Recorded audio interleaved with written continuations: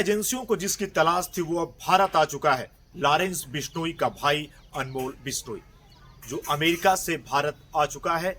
NIA ने उसे अपने कस्टडी में ले लिया है। 11 दिनों तक वो उससे पूछताछ करेगी। वही लॉरेंस बिश्नोई जो आज बहुत बड़ा गैंगस्टर बन चुका है। लॉरेंस ये सोचता था कि उसका भाई पढ़ेगा, लेकिन आखिर इतना बड़ा गैंगस्टर वो क्यों बन गया और उसने अपने ही भाई के गैंग को अपने हाथों में ले लिया।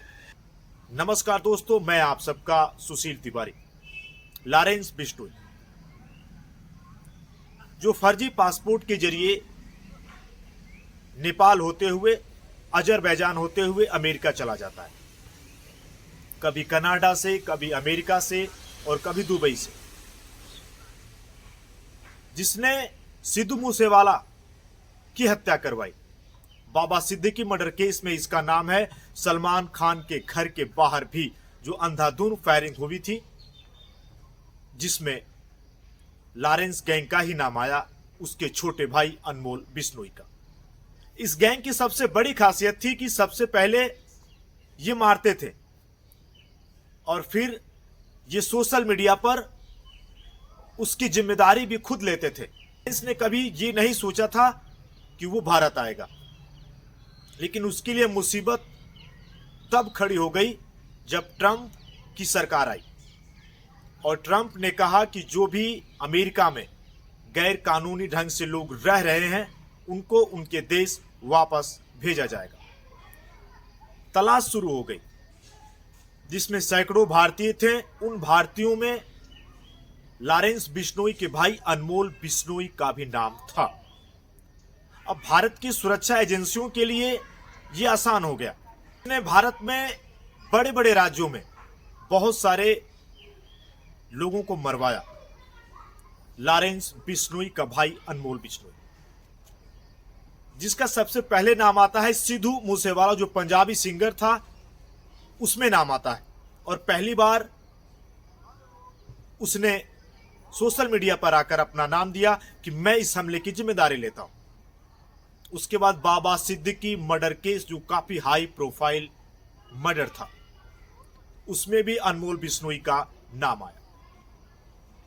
और फिर सलमान खान के घर भी फायरिंग हुई थी। 30 से ज्यादा केस हैं अनमोल बिश्नोई पर। अब एनआईए 11 दिनों की रिमांड पर ली है, उससे पूछताछ हो रही। लेकिन अमेरिका की सुरक्षा एजेंसियों ने इसे गिरफ्तार कहां किया था? अमेरिका के कैलिफोर्निया के लॉस एंजलिस में इसको गिरफ्तार किया गया, जहां पर जब पासपोर्ट की जांच हो रही थी, उसी पासपोर्ट में भानु प्रताप नाम का कोई व्यक्ति था। और जब अधिकारियों को यह संदिग्ध नजर आया तो फिर उन्होंने उसकी जांच पड़ताल शुरू कर दी। और उसने जिस कंपनी का उसमें नाम दिया था, उस कंपनी से भी वहां के अधिकारियों ने बात की तो उन्होंने बताया इस नाम का कोई भी अधिकारी हमारी कंपनी में काम नहीं करता है। अनमोल की मुसीबतें शुरू हो गई। लॉरेंस बिश्नोई के साथ उसका एक और साथी था जिसका नाम था गोल्डी बरार। और गोल्डी बरार और अनमोल बिश्नोई इस गैंग को कॉर्पोरेट करते थे। लेकिन बीच में लॉरेंस बिश्नोई के साथ कुछ विवाद होता है और गोल्डी बरार एक अलग अपना गैंग बना लेता है। फिर अनमोल बिश्नोई ही अपने भाई के पूरे गैंग को देखता था और वहीं से अमेरिका में रहते हुए वो इस गैंग को कॉर्पोरेट करता था। इस गैंग का वही सहसा हो गया। लेकिन कंपनी के जॉब के लेटर को जब देखा जाता है तो वो फर्जी और वांटेड गैंगस्टर के लिस्ट में अनमोल बिश्नोई का नाम सबसे ऊपर था। उसके बाद एनआईए ने 10 लाख रुपए का इस पर इनाम रख दिया और सुरक्षा एजेंसियों को तलाश थी अनमोल बिश्नोई की कि किसी तरीके से अनमोल को पकड़ा जाए, उसको भारत लाया जाए। एनआईए ने इस पर काफी मेहनत की और एनआईए ने जितने अनमोल बिश्नोई के दस्तावेज थे उसको सुरक्षा एजेंसियों को दिखाएं और फिर प्रत्यर्पण की जो संधि है अमेरिका और भारत के बीच, यही था कि किसी तरीके से अनमोल को वापस भारत लाया जाए। फिर वो दिन आता है 18 नवंबर जहां पर अनमोल बिश्नोई दिल्ली के एयरपोर्ट पर आता है। सुरक्षा एजेंसियां पहले से ही अलर्ट थी, जिस फ्लाइट में आ रहा है, किस फ्लाइट का नंबर क्या है, ये सभी सुरक्षा एजेंसियां सतर्कता से देख रही थी और वहां पर अधिकारी खड़े थे।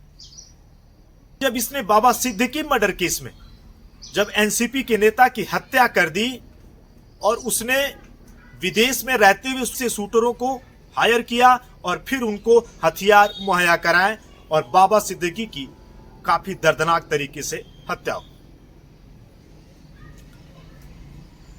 लॉरेंस बिश्नोई जो कि पंजाब में पढ़ता था और वहीं पर वो नेता टाइप का नेतागिरी या नेता बनने का उसका ख्वाब था।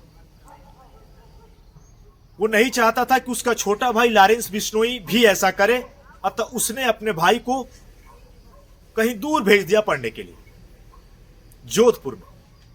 लेकिन जोधपुर में जब लॉरेंस बिश्नोई का भाई अनमोल बिश्नोई पढ़ रहा था, उसी समय कॉलेज के दिनों में वो झगड़ा करता है, उसके पास से हथियार बरामद होते हैं, कई बार जेल जाता है, फिर राजस्थान की जेल में भी वो रहता है, लेकिन फिर वो जमानत पे बाहर आ जाता है। सुरक्षा एजेंसियों के लिए ये बेचैन करने वाला था कि किसी तरीके से अनमोल बिश्नोई को भारत लाया जाए, लेकिन ट्रंप के एक फैसले ने सुरक्षा एजेंसियों के काम को आसान कर दिया। पंजाब, दिल्ली, राजस्थान, मुंबई जैसे जगहों पर अनमोल बिश्नोई का गैंग चल रहा है। इन्हें तो अपने लिस्ट में 700 लोगों की बात की, क्योंकि अनमोल बिश्नोई के गैंग में 700 लोग हैं, जिसमें 300 लोग तो पंजाब से हैं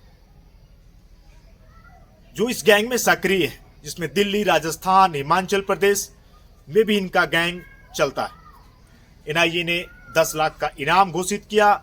लॉरेंस बिश्नोई जो पहले इस गैंग को देखता था, उसने अपने भाई को इस गैंग का पूरा अधिकार ही दे दिया।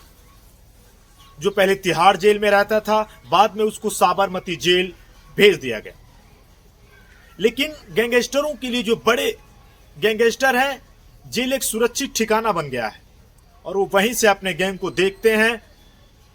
वहां पर कितने भी कैमरे लगे रहते हैं, फिर भी वो किसी तरीके से अपनी तकनीक से वहां के अधिकारियों को लालच देकर फोन से बात कर लेते हैं। यहां तक कि पुलिस को पता ही नहीं था। लॉरेंस बिश्नोई ने तो जेल से ही इंटरव्यू दे दिया था। लॉरेंस बिश्नोई जिसने अपने भाई को खुद ही गैंगस्टर बना दिया, अनमोल बिश्नोई। लॉरेंस बिश्नोई खुद अपने भाई को हुक्म देता था और उस हुक्म का पालन करता था और फिर वो प्लान बनाता था और फिर वो जिसको टारगेट करते थे उसको अपने रास्ते से हटा देते। शूटर को हथियार मंगवाना हो, कहां पर उनका ठिकाना है, वो उसकी एक मजे हुए शूटर की तरह रेकी भी करते थे। लेकिन जिस तरीके से भारत से भागा अनमोल बिश्नोई, जो पहले दिल्ली से नेपाल, नेपाल से अजरबैजान और अजरबैजान से फिर अमेरिका, लोग पहचान भी नहीं पाते। लेकिन अमेरिका में एक पार्टी हो रही थी, पंजाबी सिंगर की शायद वो पार्टी है, उसी पार्टी में अनमोल बिश्नोई डांस कर रहा था, उसका एक फोटो वायरल हो जाता है और फिर सुरक्षा एजेंसियों के लिए वो पहचान में आ जाता है कि ये अनमोल बिश्नोई जी है। वहां से जो उसने फर्जी पासपोर्ट के जरिए यहां से सुरक्षा एजेंसियों के आंख में धूल झोंककर भारत से वो अमेरिका चला गया। लेकिन एक फैसला, कई राज खुलने वाले हैं। अनमोल बिश्नोई आखिर क्या बताता है, जिसमें बाबा सिद्दीकी मर्डर केस से सिद्धू मूसेवाला और सलमान खान से लेके बहुत सारे काले चिट्ठे हैं, जिसका राज अनमोल बिश्नोई खोलेगा। लेकिन यह भी है बड़ा सवाल कि 11 दिनों की न्यायिक रिमांड पर भेजा गया है। 11 दिनों तक एनआईए उससे पूछताछ करेगी, उसके बाद उसको किस जेल में भेजा जाएगा, यह भी एक बड़ा सवाल है।